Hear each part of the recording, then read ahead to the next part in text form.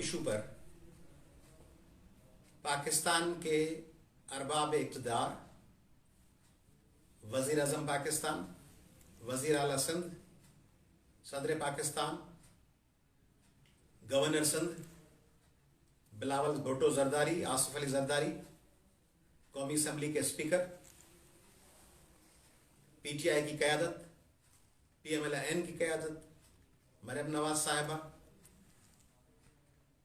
Senate के chairman, supreme court के chief justice साहब, सिंध हाई कोर्ट के चीफ जस्टिस साहब और पाकिस्तान मेडिकल काउंसिल की क़यादत को मुखातिब होना चाह रहा हूं। देखें, यह मुल्क हम सबका है, 22 करोड़ पाकिस्तानियों का है। किसी फर्द वाहिद, किसी ग्रुप, किसी टीम, किसी ताकतवर हल्के, किसी सूबे, किसी जिले, किसी मखसूस इलाके का नहीं है।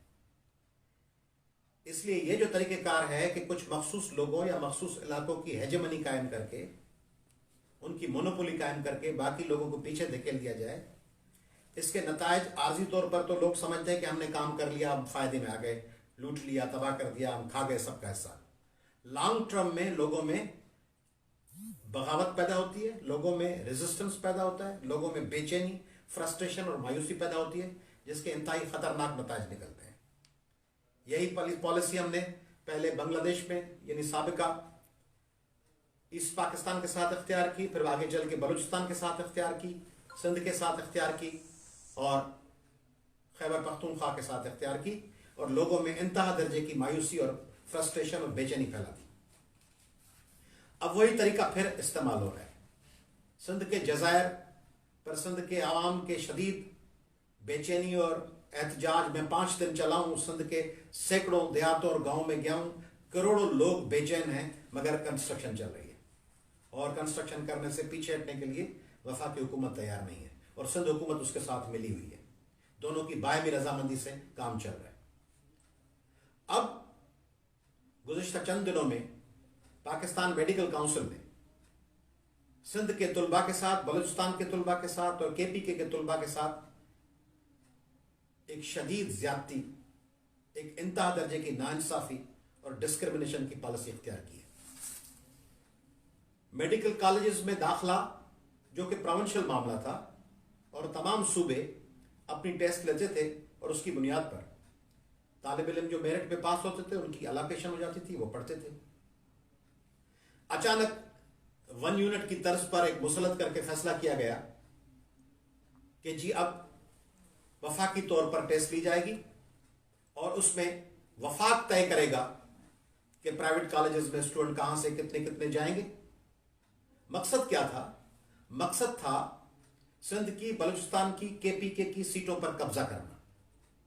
मकसद था कि मनपसंद लोगों को दाखिला दिलवाने के लिए ऐसी डिस्क्रिमिनेटरी पॉलिसी बनाई जाए ताकि सिंध के गरीब लोग, निचले तबकों के लोग, बलूचिस्तान के गरीब और निचले तबकों के और गरीब और निचले तबकों के केपीके के पख्तूनख्वा के दोस्त बच्चे, उनको दाखिलाओं से महरूम किया जाए। बाकी सब चीजें तो छीन ली गई हैं, नौकरियां छीन ली गई हैं, वफाक की नौकरियों में ऐसा नहीं मिलता, सूबे की नौकरियां बिकती हैं, सिंध में नौकरियां बिकती हैं, वफाक की नौकरियां वफाक ले जाता है, सिंध को अपना ऐसा नहीं मिलता।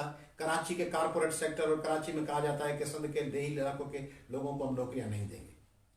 अब रही सही जो कसर थी, यानी अब पढ़े ही ना, दाखिले ही ना मिले, उसके लिए पॉलिसी क्या अख्तियार की गई है? टेस्ट लिया गया।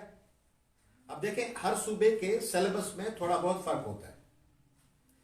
अरसे दराज से पंजाब का सिलेबस और फेडरल गवर्नमेंट का, फेडरल बोर्ड का सिलेबस यकसा है, जबकि केपीके के, बलूचिस्तान के और सिंध के सिलेबस में थोड़ी सी 10, 15, 20% फर्क है।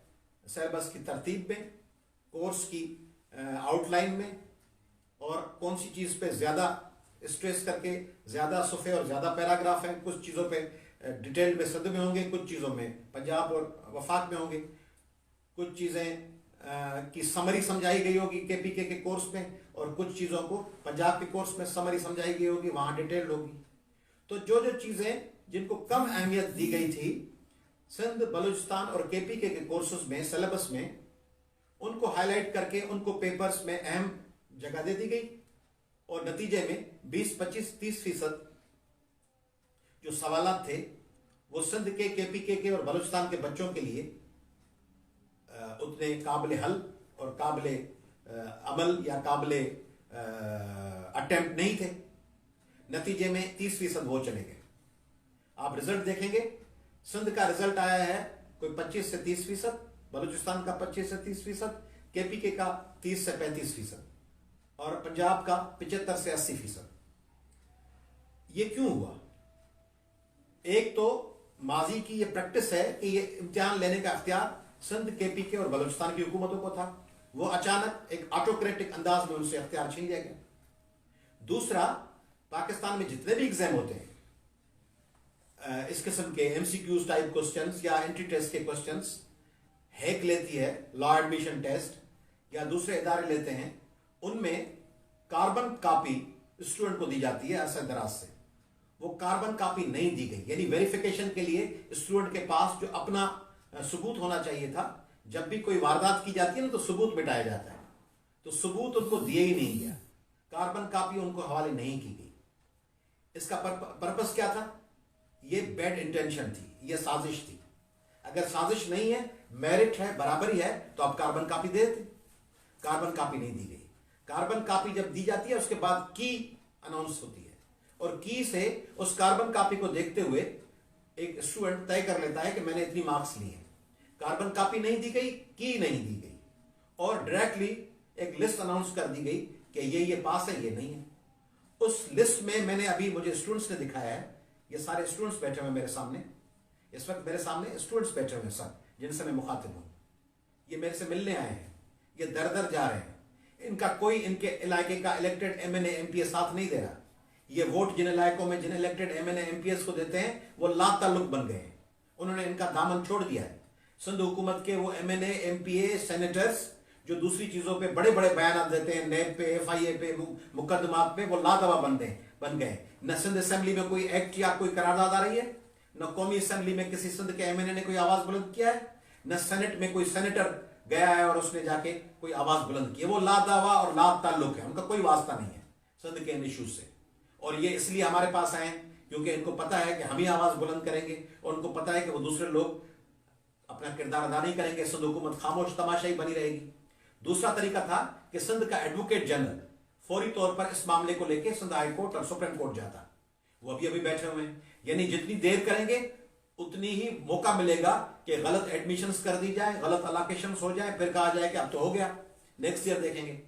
तो ये जो कंस्पिरेसी है उसमें पहले तो उनको कार्बन कॉपी नहीं दी गई, फिर उनको की नहीं जारी की गई और फिर जो सिंध के तुलबा के जो सीट नंबर्स थे उन सीट नंबर्स पे सीट नंबर यहां के किसी तालिब इल्म का है और उस पे आगे नाम लिखा हुआ है किसी और पंजाब के जिले के किसी बच्चे का। पंजाब भी हमारा है, पंजाब के बच्चे भी हमारे हैं, पाकिस्तान भर के बच्चे हमारे हैं, मगर मेरिट पे होना चाहिए ना।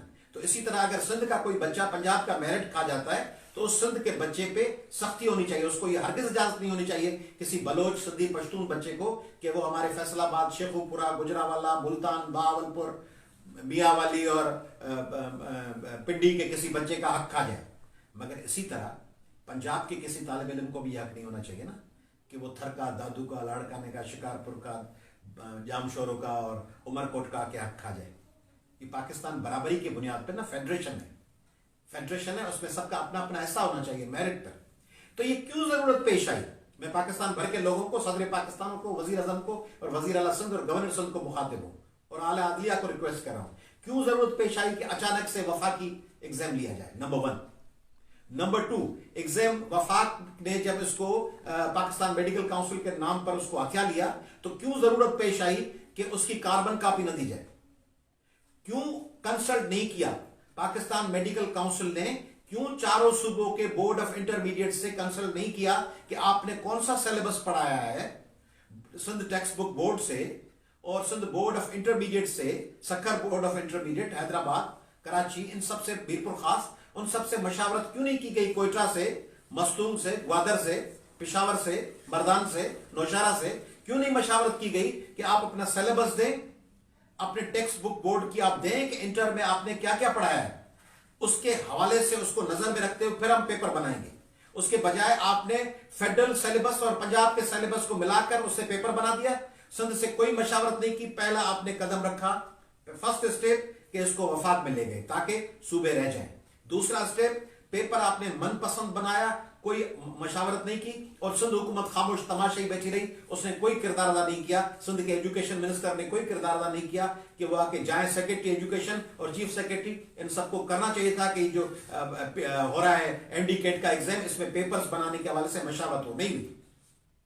देखिए सीएसएस होती है पाकिस्तान भर की, तो सीएसएस का सिलेबस यकसा होता है पाकिस्तान भर के लिए। ये नहीं होता कि सीएसएस हैदराबाद में एक पढ़ाया जा रहा है और सीएसएस फैसलाबाद में दूसरा है और पेशावर में तीसरा है। सिलेबस एक होता है सीएसएस का, पेपर भी एक होता है। लोग नहीं कहते कि पेपर गलत है और हमसे ज्यादती होगी, लोग कहते हैं ठीक है फर्स्ट क्लास हो गया पेपर, अच्छा हो या बुरा हो, मगर वो शक नहीं करते इसमें सीएसएस, क्योंकि कोर्स यकसा है। यहां अपने कोर्स तब्दील हुए, तमाम सूबों का कोर्स तब्दील है, एक बात। फिर दूसरी आपने ये की कि कार्बन कॉपी नहीं दी, एक वफाक छीन के ले गया, दूसरा मशावरत नहीं की गई, तीसरा कॉपीज कार्बन कॉपी नहीं दी गई, चौथा की जारी नहीं किया गया, पांचवा सीट नंबर पे दूसरे लोग बिठा दिए, सीट नंबर 1 का दूसरा बंदा बैठा हुआ है।